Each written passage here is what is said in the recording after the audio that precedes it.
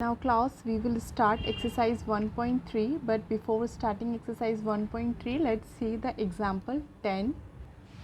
Here you have to find the irrational number between 1/7 and 2/7. Okay, so here you can easily find the value of 1/7 as you have done in the previous example.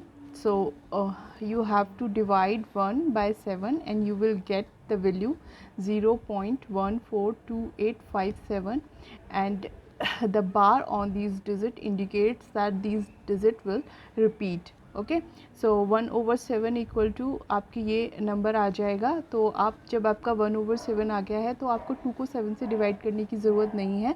आप simply क्या करेंगे, आप इसको 2 से 2 से आप इसको multiply कर देंगे.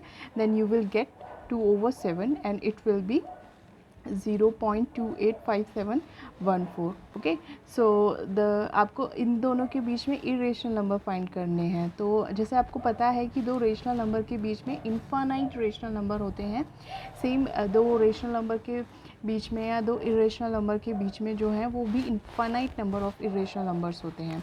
तो ये दोनों आपके रेशनल नंबर हैं. इनकी जो वैल्यूज़ आई हैं वो लगभग ये आई हैं, और इनके बीच में आप कोई भी नंबर लिख सकते हैं. लाइक डेसिमल के बाद आप किसी भी डिजिट में चेंज करके इन दोनों के बीच का रेशनल नंबर लिख सकते हैं. ठीक है, और एक और मेथड होता है, वो होता है आपका, अगर आपको आर एक नंबर है, एस आपको दूसरा नंबर गिवन है रेशनल नंबर, तो इन दोनों के बीच का रेशनल नंबर फाइंड करने के लिए आपको क्या करना होता है, √r इंटू एस. ओके, सो ये जो आपका नंबर आएगा 1/7 multiply 2/7, this will be like 2/49. ये इन दोनों के बीच का क्या होगा, एक रेशनल नंबर होगा. सो आपको ये भी करने की ज़रूरत नहीं है. आपको दिख रहा है कि यहाँ पे 0.1428 है और यहाँ पे क्या है 0.2857 है. तो आप इसको आप 0.1 के बाद 0.1 0.01 0.01 आप इसको यहाँ पे आप पहली दो डिजिट आप अगर इसको सेम रखें या स्टार्टिंग की 3 डिजिट सेम रखें, तो इस तरीके से आप इनके बीच का कोई भी नंबर फाइंड कर सकते हैं. Okay, it will be correct. The answer में different from the book, but the concept is right कि आप इनके जो डेसिमल के बाद के जो नंबर्स हैं उसमें चेंजेस करके इनके बीच के इरेशनल नंबर फाइंड कर सकते हैं. वो इन दोनों के बीच में लाई करेगा. तो जैसे कि इन्होंने भी दिखाया हुआ है कि आपका जो नंबर हो सकता है वो हो सकता है आपका 0.150 ठीक है. तो क्योंकि 0.14 था वहाँ पे, तो उसके बाद आपने 1 के बाद के डिजिट को चेंज कर दिया और उसको आप इस तरीके से कि वो आपका ना तो रिपीट कर रही हैं और ना ही क्या कर रही हैं, टर्मिनेट कर रही हैं. तो ये इनके बीच का क्या हो जाएगा, एक इरेशनल नंबर हो जाएगा. So let's start exercise 1.3. Question number 1. Write the following in decimal form and say what kind of decimal expansion each has. ठीक है, आपको इनको क्या करना है, डेसिमल फॉर्म में रिप्रेजेंट करना है. वो कैसे आप करेंगे, आप न्यूमरेटर को डिनोमिनेटर से डिवाइड करेंगे. तो फिर उसके बाद आपको बताना है कि ये किस तरीके का डेसिमल एक्सपेंशन है, मतलब वो टर्मिनेट हो रहा है या नहीं हो रहा है, और टर्मिनेट अगर नहीं हो रहा है तो रिपीटिंग है. ठीक है, तो आप जस्ट इसको सिंपली डिवाइड करके आप इसको सॉल्व कर सकते हैं. सो यहाँ पे मैंने शो किया है डिवाइड करके, लाइक 36 को आप 100 से डिवाइड करेंगे तो आपका आएगा 0.36. आप खुद डिवाइड करके देखें, क्योंकि इसे देखने में मज़ा नहीं आएगा, करने में मज़ा आएगा. तो मैं ऑलरेडी कर चुकी हूँ ताकि आपका टाइम वेस्ट ना हो, इसलिए यहाँ पे जो आपका क्वेश्चन आएगा वो 0.36 आएगा और ये क्या आएगा, आपका टर्मिनेटिंग आएगा. ठीक है, नाउ आपको 1 को 11 से डिवाइड करना है, तो ये आपका क्या आएगा 0.09909 इस तरीके से आएगा. इसमें आपकी ये 0909 डिजिट बार बार रिपीट कर रही हैं, तो ये आपका क्या आएगा, नॉन टर्मिनेटिंग रिपीटिंग आएगा. ओके, नाउ आपका 4 1/8 है, तो उसको आप 33/8 लिख सकते हैं, और जब आप इसको डिवाइड करेंगे तो ये आपका 4.125 आएगा. तो ये आपका टर्मिनेटिंग हो जाएगा. अब फोर्थ पार्ट में आपको 3 को डिवाइड करना है 13 से, तो आप जब इसको डिवाइड करेंगे तो ये आपका 0.230769 आएगा. और इसके बाद देखो यहाँ पे आपने 3 से स्टार्ट किया था, तो लास्ट में आपका ये रिमाइंडर 3 बचा है. तो यानी कि अब यहाँ से क्या करेंगे, ये वाली डिजिट आपकी जो ये ब्लॉक ऑफ डिजिट है ये रिपीट करना स्टार्ट कर देगा। तो आप इसमें क्या लिख सकते हैं इसको 0.230769 बार। तो ये होगा आपका नॉन टर्मिनेटिंग बट रिपीटिंग या non terminating recurring. Okay, fifth part में आपको 2 को डिवाइड करना है 11 से। तो ये आपका इस तरीके से डिवाइड होगा, जिसमें क्वेश्चन में आपका क्या आएगा 0.1818। ठीक है, इसमें 1818 डिजिट आपकी बार बार रिपीट करेगी और जो आपका रिमाइंडर है वो अब यहाँ पे क्या है बार बार 2 बचेगा। ठीक है, ठीक है, तो वो सेम रिमाइंडर आपका बार बार रिपीट कर रहा है। यहाँ से आपका रिमाइंडर 2 बचता है, फिर 9 बचता है, फिर 2 बचेगा, फिर 9 बचेगा। तो ये भी आपका क्या हो जाएगा non terminating repeating. Okay, and six part is 329 को आपको 400 से डिवाइड करना है। तो आपका ये आएगा 0.8225। ओके, ये आपका क्या हो रहा है यहाँ पे रिमाइंडर 0 आ रहा है, तो ये क्या हो जाएगा आपका टर्मिनेटिंग हो जाएगा। Now look exam question number 2। ये आपके बिल्कुल एग्जाम्पल की तरह है। इसमें आपको 1/7 की वैल्यू दी हुई है, तो आपको प्रिडिक्ट करनी है वैल्यू किसकी 2/7, 3/7, 4/7, 5/7 एंड 6/7 की। ठीक है, इनका आपको डेसिमल एक्सपेंशन प्रिडिक्ट करना है, मतलब आपको अब डिवाइड करके नहीं दिखाना है। लॉन्ग डिवीज़न मेथड से किसी भी मेथड से आपको डिवाइड करके शो नहीं करना है। आपको 1/7 की वैल्यू दी गई है, इसी से आपको प्रिडिक्ट करनी है इनकी वैल्यू। तो बहुत सिंपल है, जब आपको 1/7 की वैल्यू दी गई है तो 2/7 की वैल्यू कैसे आएगी, आप इसको क्या लिख सकते हैं 2 × 1/7। ठीक है, तो ये हो जाएगा 2 × 1/7 की वैल्यू क्या है आपको ये गिवन है। तो जब आप इसमें 2 की मल्टीप्लाई करेंगे तो आपकी 2/7 की वैल्यू आ जाएगी। मैंने लिखा नहीं है बट आपको मल्टीप्लाई करके लिखना होगा। 3/7 की वैल्यू क्या आ जाएगी आपकी 3 में आप 1/7 की मल्टीप्लाई करेंगे तो ये हो जाएगा 3 multiply this and same 4/7, 5/7 and 6/7 की वैल्यू आप इसमें ये वाली डिजिट्स मल्टीप्लाई करके निकाल सकते हैं। So do it by yourself.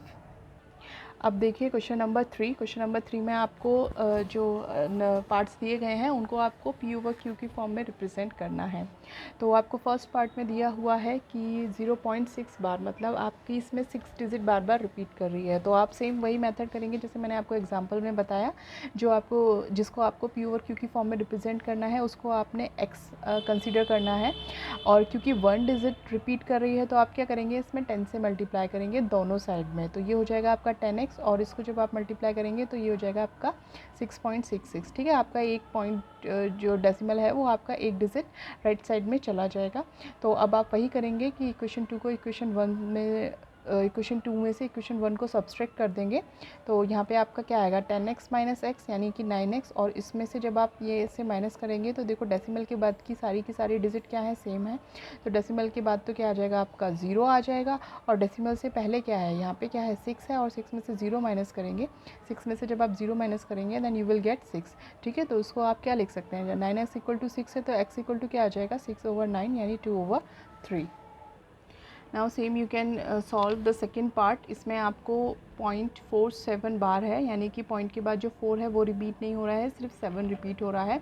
तो एक डिजिट रिपीट हो रही है तो सबसे पहले आप इसको x कंसिडर करेंगे। ओनली 1 डिजिट रिपीटिंग, तो आप इसमें 10 से मल्टीप्लाई करेंगे then you will get the 10x। और यहाँ पे क्या होगा आपका डेसिमल एक डिजिट राइट साइड में चला जाएगा then you will get 4.777 like this. Okay, तो फिर वही आप करेंगे इक्वेशन 2 में से इक्वेशन 1 को माइनस करेंगे तो आपके पास आएगा यहाँ पे 9x। और जब इसमें से आप इसको माइनस करेंगे तो देखो डेसिमल से पहले क्या है आपका 4 और यहाँ पे क्या है 0। तो डेसिमल से पहले तो आपका आएगा 4 और उसके बाद यहाँ पे क्या रहेगा 4 है और यहाँ पे क्या है 7। तो 7 में से 4 माइनस करेंगे तो वो क्या आएगा आपका 0.3। आप खुद डिवाइड इसको खुद आप माइनस करके देखें। तो 9x = हो जाएगा आपका 4.3 एंड x की वैल्यू क्या हो जाएगी आपकी 4.3/9 यानी 43/90। Now see third part. इसमें आपको क्या दिया हुआ है पॉइंट के बाद 001 बार दिया हुआ है, यानी 3 ब्लॉक ऑफ डिजिट आपका रिपीट हो रहा है। तो सेम आप क्या करेंगे इसमें इसको जो आपको P/Q में चेंज करना है उसको आप x मानेंगे। तो 3 डिजिट रिपीट कर रही हैं तो आप क्या करेंगे 1000 से मल्टीप्लाई करेंगे left side and right side में। तो यू विल गेट 1000x = 1.001 बार। ठीक है, अब क्या करेंगे आप इक्वेशन 2 से मानेंगे, इक्वेशन 1 इसे कंसिडर करेंगे। इक्वेशन 2 में से इक्वेशन 1 को सब्सट्रैक्ट करेंगे then you will get 999x। Okay, और यहाँ से जब आप इन दोनों को माइनस करेंगे तो आपके पास आएगा 1। आप खुद माइनस करके देखें इसको। ठीक है, क्योंकि यहाँ पे क्या है आपका 0.001 है और यहाँ पे भी क्या बनेगा आपका 0.001 बनेगा। तो पॉइंट के बाद की सारी डिजिट 0 हो जाएंगी और यहाँ पे पॉइंट से पहले 1 है और यहाँ पे पॉइंट से पहले 0 है, तो यहाँ पे क्या बचेगा, सिर्फ 1 बचेगा। तो x की वैल्यू क्या आ जाएगी आपकी 1/999। Now see question number 4, express 0.9999, ठीक है, ये आपका 9 बार बार रिपीट हो रहा है, तो इन फॉर्म ऑफ p/q, ठीक है। एंड उसके बाद आपको क्या करना है, are you surprised by your answer, देखना है इसको p/q के फॉर्म में जब आप रिप्रेजेंट करेंगे तो क्या आएगा। तो वो आंसर क्या करेगा, आपको सरप्राइज़ करेगा। अगर आप सरप्राइज्ड हुए हैं तो आप उसको डिस्कस कीजिए अपनी टीचर एंड क्लासमेट के साथ कि why the answer make sense. तो इसका जो आंसर है वो क्या इसकी वैल्यू मतलब क्या है, इसका सेंस क्या है कि आपका ये आंसर इस तरीके से आया है और ये आपको सरप्राइज़ इसने क्यों किया है। तो लेट्स सी। तो सबसे पहला काम हमारा यही है कि हम x मानेंगे, जो आपको जिसको आपको p/q में रिप्रेजेंट करना है उसको हमने x माना, तो इसको आप क्या लिख सकते हैं, x = 0.9 बार। सेम प्रोसेस रहेगा, ये आपका x है, एक डिजिट रिपीट कर रही है, आप क्या करेंगे 10 से मल्टीप्लाई करेंगे दोनों साइड में, तो and you will get 10x = 9.99 like this. ये डेसिमल आपका एक पॉइंट इधर खिसक जाएगा। फिर आप करेंगे इक्वेशन 2 में से इक्वेशन 1 को माइनस करेंगे, then you will get 10x - x = आपका क्या आएगा 9.999 में से आप जब इसको माइनस करेंगे तो आपका क्या आएगा 9, क्योंकि डेसिमल के पॉइंट बाद की सारी डिजिट क्या है आपकी सेम है, इसीलिए हमने 10 से मल्टीप्लाई किया था ताकि हमारी डेसिमल के बाद वाली डिजिट सारी सेम हो जाए। तो डेसिमल आपका हट जाएगा, यहाँ पे आपका बचेगा सिर्फ 9 और यहाँ पे क्या हो जाएगा 10x में से x माइनस करेंगे, then you will get 9x। Okay, तो x = हो जाएगा आपका 9/9, यानी उसकी x की वैल्यू क्या आ जाएगी 1। Okay, so it's really surprising, क्योंकि आपको x क्या गिवन था 0.999, आपको x 1 नहीं गिवन था। जब आपने इसको p/q की फॉर्म में रिप्रेजेंट किया तो ये आपकी क्या आई वैल्यू 1 आई, ठीक है। तो इसका सरप्राइज़ का मतलब ये हुआ कि ये आपका 1 नहीं था, लेकिन फिर भी आपका p/q की फॉर्म में आपकी वैल्यू क्या आई 1, यानी इससे आपको पता चलता है कि जब आपने p/q की में इसको नंबर को रिप्रेजेंट किया है तो ये आपकी इसकी एग्जैक्ट वैल्यू नहीं है। ओके, ये इसकी अप्रॉक्स वैल्यू है। ओके, तो ये x जो आया है ये इसकी अप्रॉक्स वैल्यू क्या आई है आपकी 1 आई है। Okay, now see question number 6, look at several example of rational numbers in the form p/q where p and q are integers with no common factor other than 1 and having terminating decimal representations. Can you guess what property q must satisfy? मतलब आपको rational numbers के बहुत सारे sorry, we have to do question number 5. Okay, we skip the question number 5. So let's see, what can the maximum number of digits be in repeating block of digits in the decimal expansion of 1/7? Perform the division to check your answer। मतलब कि अगर आप 1 को 17 से divide करते हैं तो कितनी मैक्सिमम नंबर ऑफ डिजिट ऐसी हो सकती हैं जो क्या आएंगी रिपीट करेंगी। तो मैंने आपको बताया था कि डिनोमिनेटर जो होता है आपका वो क्या है, वो क्या है आपका लाइक 17। अगर डिनोमिनेटर आपका n है तो मैक्सिमम जो डिजिट रिपीट कर सकती हैं वो हो सकती हैं आपकी n-1। तो डिनोमिनेटर यहाँ पे क्या है 17 है, तो मैक्सिमम जो डिजिट रिपीट कर सकती हैं वो कितनी हो सकती हैं आपकी 16। ठीक है, तो 1/17 में मैक्सिमम डिजिट जो रिपीट कर सकती हैं वो हो सकती हैं 16, और आप इसको चेक कर सकते हैं 1 को 17 से डिवाइड करके। तो 16 ब्लॉक डिजिट जो 16 डिजिट हैं वो रिपीट कर रही हैं, तो आप इसको खुद करें, 17 से डिवाइड करें, 17 को से डिवाइड करें 1 को। Okay, now see question number 6।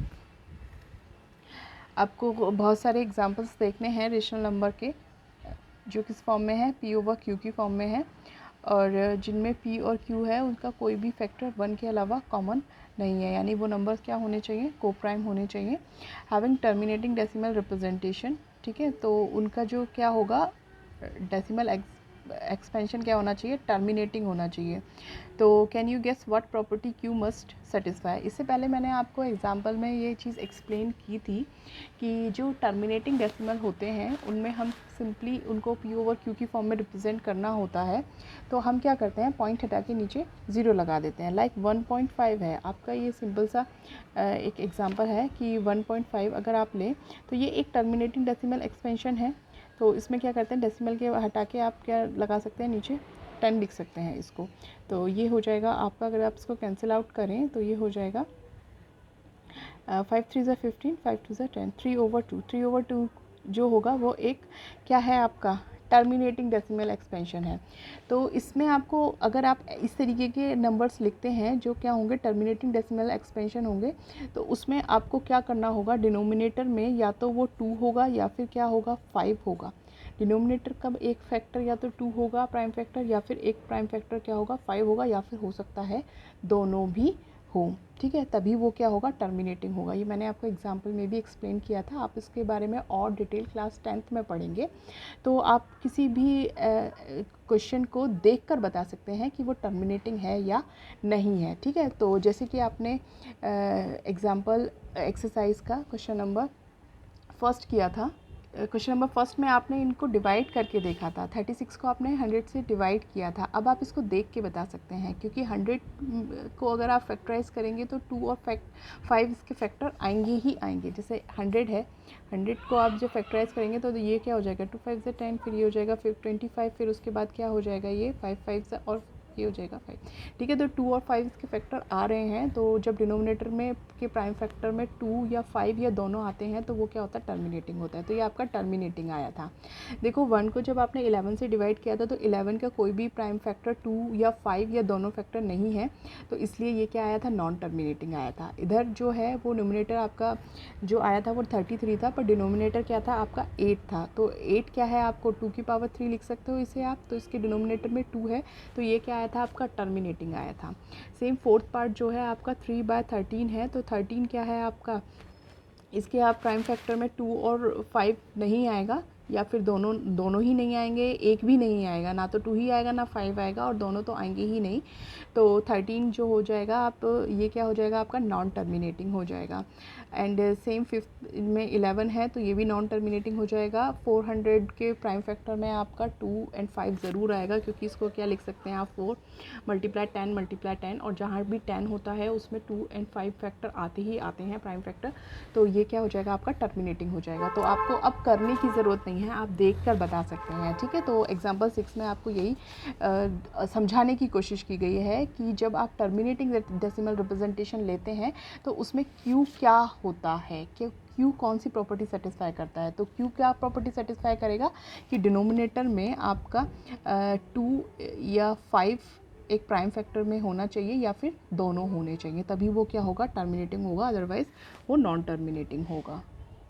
Now see question number 7. Write three numbers whose decimal expansion are non-terminating, non-reoccurring. आपको ऐसे 3 decimal expansion लिखने हैं, थ्री नंबर्स ऐसे लिखने हैं जिनका decimal expansion क्या हो जाएगा non-terminating, non-reoccurring हो जाएगा। तो ये तो बहुत मज़ेदार काम है लिखना, इसमें कोई टेंशन वाली बात नहीं है, आप लिख सकते हैं। आप कोई भी नंबर लिखें जिसमें डेसिमल के बाद आप डिजिट को ना तो रिपीट करें और ना ही क्या करें उनको एक मतलब या तो ना तो एक पैटर्न में वो रिपीट करें और ना ही वो क्या करेंगी टर्मिनेट करेंगी। तो इसके एग्जांपल आपके √2, √3, पाई, √5, √70, there are lots of example, infinite number of examples you can write, okay, but you do write by your own ideas, okay, अपने दिमाग से आप खुद लिखिए, कॉपी मत कीजिए। And now we will see example 8. Find 3 different irrational numbers between the rational numbers 5/7 and 9/11. Same वही करना है, 5 को 7 से डिवाइड करना है, 9 को 11 से डिवाइड करना है। जो भी नंबर आएंगे उसमें डेसिमल के बाद आप थोड़ा बहुत भी डिजिट को अगर चेंज करेंगे उनके बीच में, तो वो आपकी क्या होंगे, इनके बीच के ही इरेशनल नंबर्स होंगे। ठीक है, now question number 9. Classify the following numbers as rational और इरेशनल। ठीक है, तो जो आपके अंडर रूट वाले नंबर्स होते हैं वो इरेशनल होते हैं जब तक कि वो अंडर रूट से बाहर नहीं जब वो अंडर रूट से बाहर नहीं आ पाते हैं। तो अंडर रूट 23 है, तो ये क्या है, एक प्राइम नंबर है, इसके कोई फैक्टर नहीं बन पाएंगे, तो ये अंडर रूट के अंदर ही रहेगा, तो ये क्या हो जाएगा आपका इरेशनल नंबर हो जाएगा। यहाँ पे आपको 225 दे रखा है, देखने में लगेगा कि इसके ऊपर अंडर रूट है, तो ये आपको धोखा देने की कोशिश की गई है, क्योंकि आपके ये अंडर रूट से बाहर आ सकता है। जब आप उसको फैक्टर करेंगे तो ये हो जाएगा आपका 15 × 15 अंडर रूट के अंदर, तो ये एक पेयर में बाहर आ जाएगा 15, तो ये एक रेशनल नंबर है। ओके, नाउ इसको तो आप इजीली देख सकते हैं कि डेसिमल के बाद क्या हो रहा है, ये टर्मिनेट हो रहा है, तो ये क्या हो जाएगा, आपका रेशनल नंबर हो जाएगा। जो आपका टर्मिनेट ना हो और ना ही रिपीट करे वही आपके रेशनल नंबर होंगे। बाकी सारे दुनिया जहान के जितने भी नंबर अभी तक आपने पढ़े हैं नंबर लाइन पे, वो सारे के सारे क्या होते हैं, रेशनल नंबर होते हैं। Okay, now C fourth part, आपका डेसिमल के बाद आपका क्या है यहाँ पे 7.478478। यहाँ पे आप देख रहे हैं कि 478 रिपीट हो रहा है, तो इसी पैटर्न में रिपीट होता रहेगा। लेकिन आपको पैटर्न तो पता चल रहा है ना, तो ये क्या हो जाएगा, एक रेशनल नंबर हो जाएगा, क्योंकि ये कौन सा वाला रेशनल नंबर है, non terminating but recurring rational number. Okay, and fifth तो आपको आसानी से पता चल ही रहा है कि यहाँ पे भी आपको धोखा देने की कोशिश की गई है। आप सोचेंगे कि यहाँ पे एक पैटर्न बन रहा है कि पहले पॉइंट के बाद 1 के बाद 0 आई है, फिर 1 के बाद 2 0 आई है, फिर 1 के बाद 3 0 आई है।